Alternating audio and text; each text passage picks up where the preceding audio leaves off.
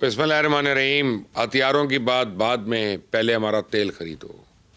Putin ने भी मोदी को ठेंगा दिखा दिया। देशभक्तों की आरती पूजा भी काम नहीं आई है। मगरबी मीडिया प्रेसिडेंट प्यूटन के दौरे भारत को सफारती तन्हाई से निकालने की एक कोशिश करार दे रहा है, लेकिन मैं समझता हूं कि आलमी निज़ाम में रशिया की हैसियत तो मुसल्लमा है।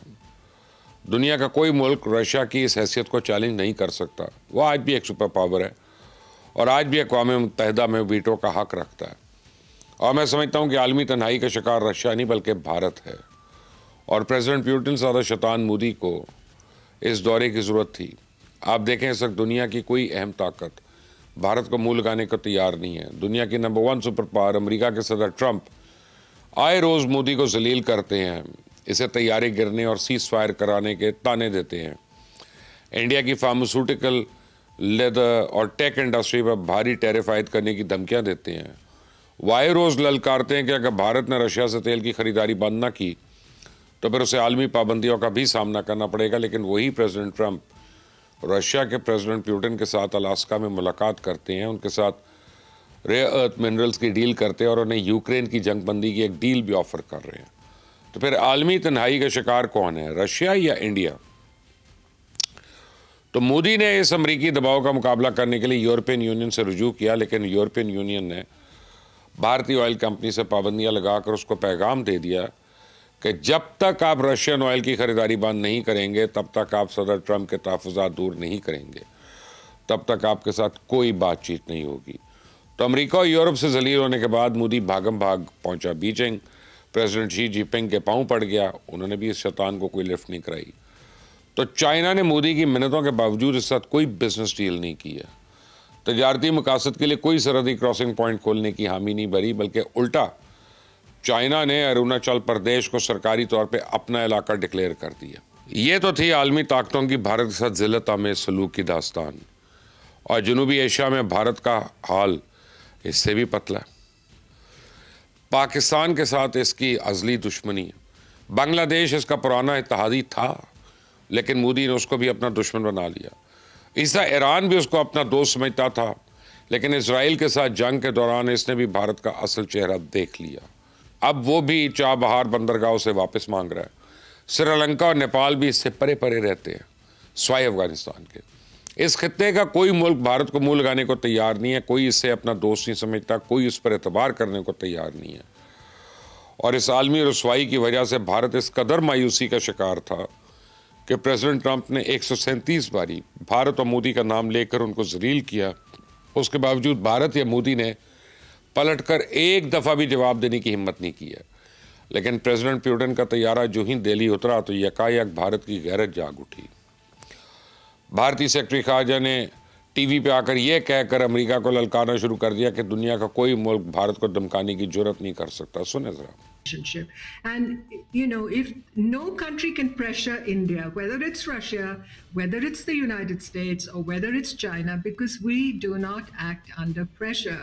सुना आपने, ये है वो असल बात जिसकी वजह से मैं समझता हूं कि प्रेसिडेंट प्यूटन का ये दौरा रूस से ज़्यादा भारत के लिए अहम है।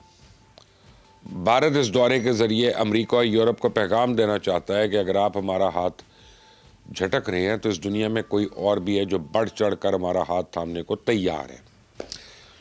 स्वाय इस एक पैगाम के सदर प्यूटन के इस दौरे से भारत की कोई और जमा पूंजी नहीं है। मैं आपको बताऊं कि भारत रशिया के साथ एक डिफेंस डील चाहता है। उसकी पहली तरजीह 5th जनरेशन के जदीद तरीन स्टेल्थ तैयारे Su-57 है, और इसके अलावा भारत S-400 और S-500 एयर डिफेंस सिस्टम के नए यूनिट्स भी हासिल करना चाहता है। लेकिन प्रेसिडेंट प्यूटन 1 पॉइंट एजेंडा लेकर दिल्ली आए हैं कि भारत किसी तरह रशियन तेल की खरीदारी जारी रखे। दिल्ली में उतरते ही उन्हें इस बात का एहसास हो गया कि मोदी में इतना दम नहीं है कि अमेरिका और यूरोप की पाबंदियों का दबाव बर्दाश्त करे। पता चल गया उनको कि भारत और अमेरिका के आगे बस घुटने ही टेके हुए हैं उसने, और मोदी अपना उल्लू सीधा करने के चक्कर में इसी भारतीय कंपनीज रशियन तेल खरीदने से हिचकिचा रही हैं। तो मोदी को मक्कारी को भांपते हुए प्रेसिडेंट प्यूटन ने भी अपनी मुट्ठी बंद कर ली। और भारतीय मीडिया ने जब सदर प्यूटन से यह पूछा कि रशिया कब तक इस U-57 और S-400 air defence system supply कर रहा है, तो उन्होंने ये कह के टरखा दिया कि हमने आपको ब्रह्मोस की टेक्नोलॉजी दी है, आपको जदीद तरीन टैंक्स दिए हैं, आप हथियारों की बात छोड़ें और टेक्नोलॉजी ट्रांसफ़र के मुआहदे की बात करें। इसके बाद आप ये सारे हथियार अपने मुल्क में भी बना सकते हैं। सुने ज़रा क्या कहा उन्होंने।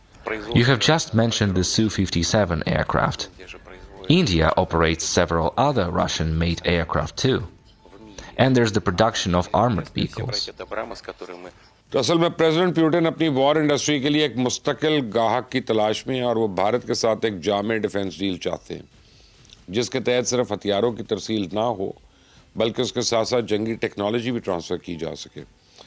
लेकिन भारत अगर रशिया के साथ ये डील कर लेगा तो फिर फ्रांस किधर जाएगा? राफेल के सौदों का मुस्तकबिल क्या होगा?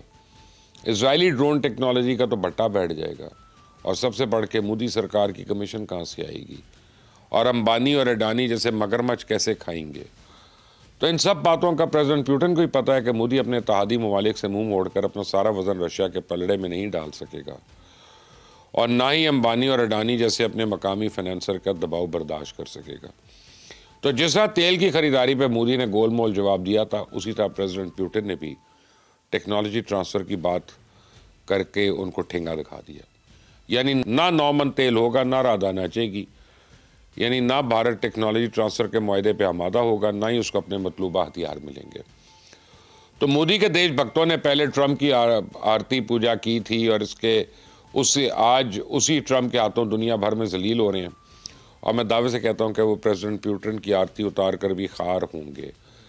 मेरी बात का यकीन ना आए तो अपनी स्क्रीन पे तस्वीर देख लें। इस तस्वीर में भारतीय वज़ीर दिफा राजनाथ सिंह अपने रूसी हम मनसब के साथ मुलाकात करते दिखाई दे रहे हैं।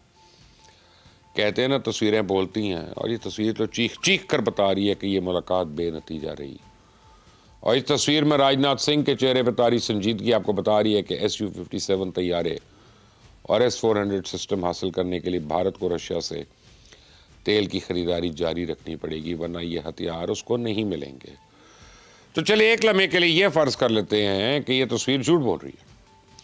चले ये मान लेते हैं कि रशिया और भारत के दरमियान को डील हो गई है और रशिया भारत को मतलूबा जंगी साजो सामान फराहम कर देगा, तो फिर पाकिस्तान की सेहत पे इसका क्या असर पड़ना है? मैं आपको बताऊं, इंडिया Su-57 स्टेल्थ तैयारे खरीदने की कोशिश में सिर्फ इसलिए हलकान हो रहा है क्योंकि उसे शक है कि चाइना का 5th जनरेशन स्टेल्थ तैयारा जो है वो पहले पाकिस्तान पहुंच गया तो फिर खित्ते में पाक फ़ज़ाइया की नाकाबिल तस्खीर बालादस्ती कायम हो जाएगी। तो मैं आज अपने इस वीलॉग के ज़रिए इंडिया को ये बताना चाहता हूँ कि next generation quantum radar detector हम बना चुके हैं, जिसकी मदद से स्टेल्थ तैयारों को भी ट्रैक किया जा सकता है। तो चाइना आजकल अपनी इस रडार टेक्नोलॉजी अपने J-35 और J-10 तैयारों में इंस्टॉल कर रहा है, जिसके बाद ये तैयारे भी स्टेल्थ तैयारों को ट्रैक करने और मार गिराने के काबिल हो जाएंगे।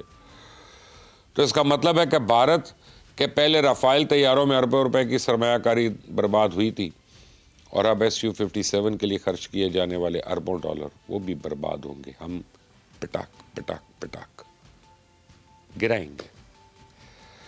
अपनी राय दीजिएगा मुझे। अंटिल द नेक्स्ट टाइम, अल्लाह हाफिज़।